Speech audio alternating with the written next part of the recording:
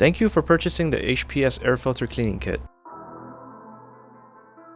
First, remove the air filter from your intake.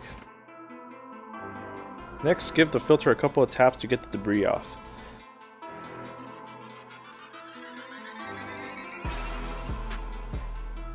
Now begin spraying the filter with the cleaning solution.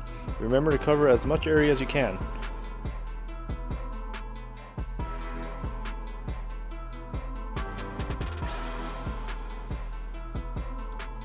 Let it sit for about 15 minutes and let the solution soak in.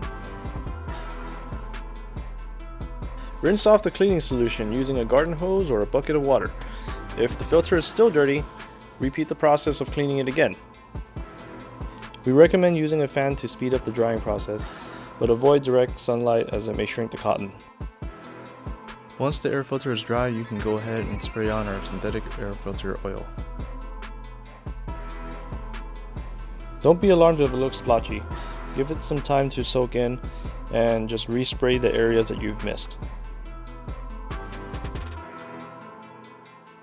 Once you're happy with the results, wipe off the excess oil and reinstall the filter back onto your intake system.